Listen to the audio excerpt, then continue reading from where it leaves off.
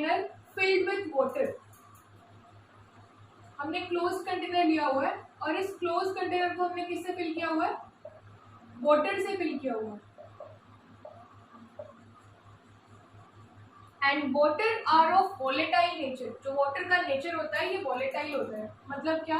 क्योंकि हमारा कंटेनर जो है ये पूरी तरह से क्लोज्ड है, लेकिन थोड़ी देर बाद हम लोग क्या ऑब्जर्व करेंगे कि जो वाटर के ऊपर वाला स्पेस है यहाँ पर कुछ वाटर वेपर्स आ गए हैं। इसका मतलब क्या कि ये जो वाटर है जो कि लिक्विड स्टेट में, वो किस में कन्वर्ट हो गया है? वो गैसियस स्टेट में कन्वर्ट हो गया। तो यहाँ पर क्या आ गए? यहाँ पे सारे वाटर के वेपर्स आ गए। तो यहाँ पे हम लोग इनिशियली ऑब्जर्व करेंगे कि कुछ वाटर वेपर्स दिख रहे हैं, पर after some time we observe that कि अब यहाँ पर जितने वाटर वेपर हमने फर्स्ट टाइम में ऑब्जर्व किए थे ये बिल्कुल कांस्टेंट है। इसका मतलब यहाँ पर क्या हुआ होगा? यहाँ पर इक्विलिब्रियम आ गया है। इक्विलिब्रियम आ गया between the H2O in the liquid state and H2O in the gaseous state। H2O मतलब जो वाटर है, वाटर जो कि लिक्विड स्टेट में और वाटर जो कि गैसियस स्टेट में, इन दोनों के बीच में इक्विलिब्रियम आ गया। अब इक्विलिब्रियम किस तरह से आया होगा? यहाँ पर ये जो वाटर के मॉलिक्यूल्स है, वाटर के मॉलिक्यूल्स धीरे धीरे क्या हुए होंगे? इवेपोरेट हुए होंगे, और इवेपोरेशन की वजह से यहाँ पर हमको वाटर वेपर्स दिख रहे हैं। फिर यहाँ पर ये जो वाटर वेपर्स है ये आपस में कोलॉइड करके वाटर ड्रॉपलेट बनके किसमें जा रहे होंगे? वापस से वाटर के अंदर जा रहे होंगे। इसका मतलब कि यहाँ पर क्या हो रहा होगा? कंडेंसेशन भी हो रहा होगा। और अब क्योंकि यहाँ पे हमारा इक्विलिब्रियम का स्टेज आ चुका है, इसका मतलब क्या कि यहाँ पर जो रेट ऑफ इवेपोरेशन है becomes equal to rate of condensation। जो रेट ऑफ इवेपोरेशन है वो किसके इक्वल हो गया है? रेट ऑफ कंडेंसेशन के। इसीलिए हमको और ज्यादा वाटर के वेपर्स यहाँ पर बनते नहीं दिख रहे, जितने हैं उतने ही दिख रहे। That is known as the stage of equilibrium where rate of evaporation becomes equals to rate of condensation. और जब ये इक्विलिब्रियम अचीव कर लेगा, इसके बाद ये जो वाटर के वेपर्स है, वाटर के वेपर्स अपने ही लिक्विड के सरफेस के ऊपर जो प्रेशर लगाते हैं, that pressure is known as vapour pressure. So we define vapour pressure as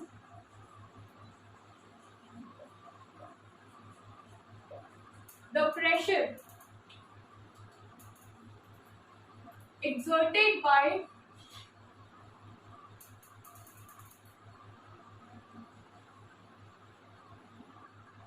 vapors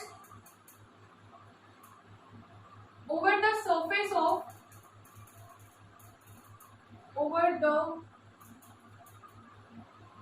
surface of liquid। अपने ही लिक्विड के सरफेस के ऊपर जो भी वाटर के वेपर्स है, जब वो प्रेशर लगाएंगे तो उसी प्रेशर को हम लोग क्या कहते हैं? Vapour pressure. Now there are some factors which affects vapour pressure. So factors affecting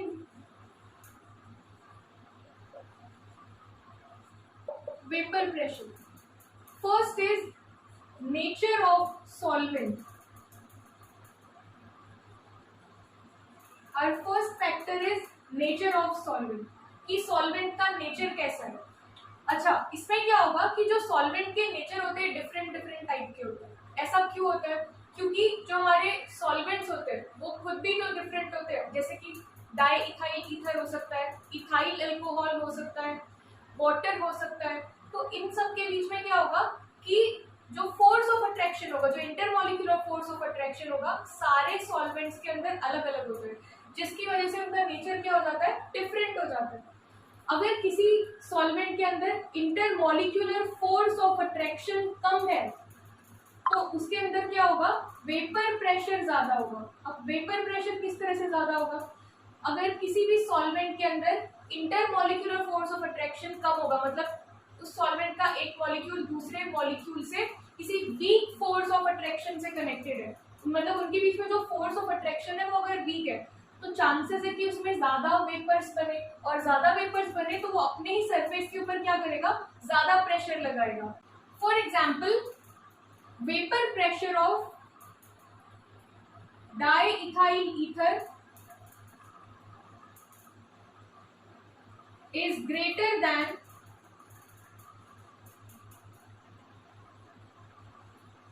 ethyl alcohol.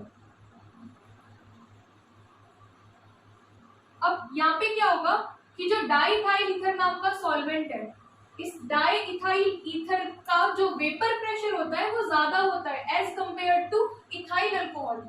मतलब क्या होगा कि जो डाइइथाइल ईथर है इसके अंदर जो इंटरमॉलिक्यूलर फोर्स ऑफ अट्रैक्शन होगा वो कम होगा, तो यहाँ पर वेपर्स ज्यादा बनेंगे, और वेपर ज्यादा बनेंगे तो प्रेशर भी ज्यादा लगाएंगे अपने सोल्यूशन के ऊपर as compare to ethyl alcohol.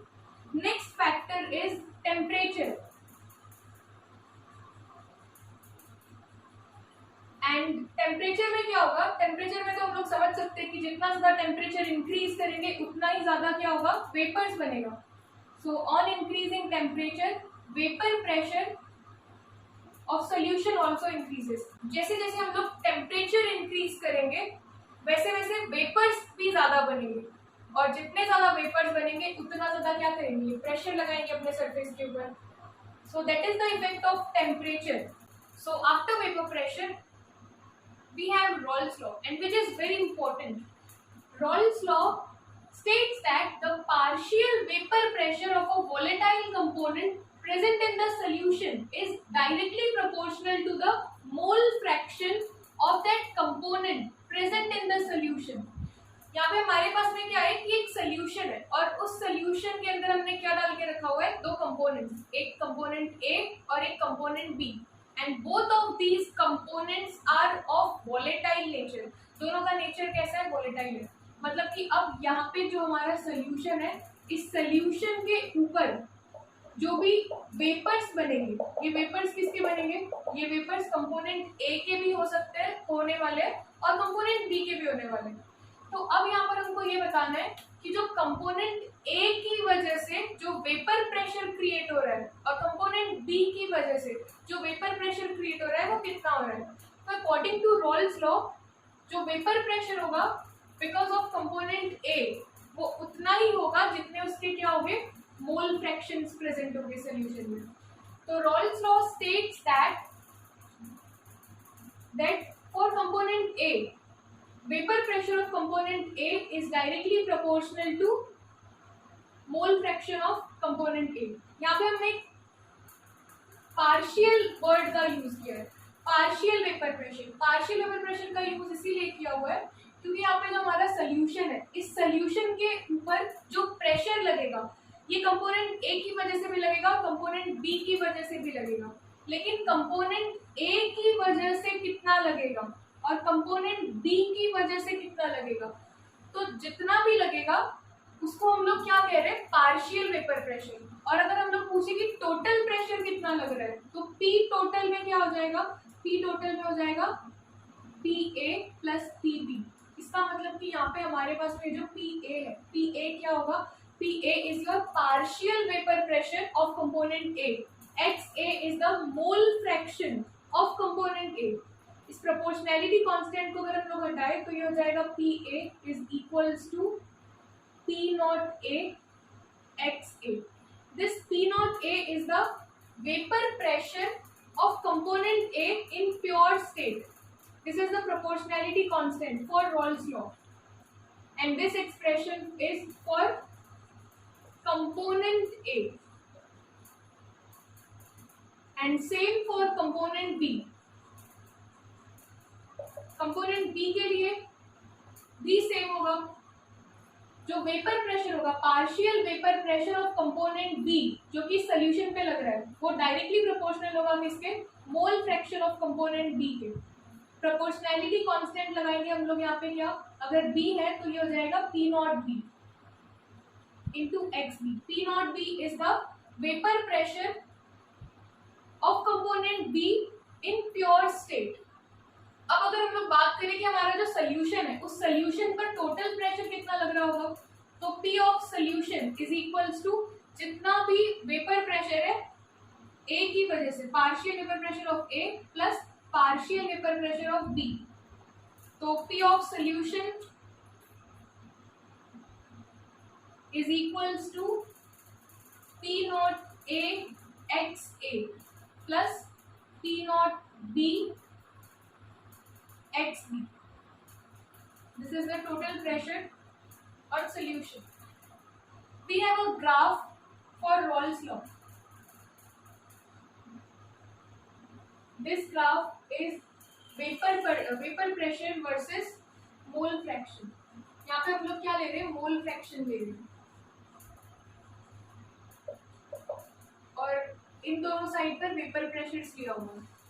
इस साइड पे हम लोग प्योर कंपोनेंट ए की बात कर रहे हैं और इस साइड पे ग्राफ में हम लोग क्या देखेंगे, प्योर कंपोनेंट बी. तो प्योरली मतलब हम लोग यहाँ पर सिर्फ कंपोनेंट ए की बात कर रहे हैं और इस तरफ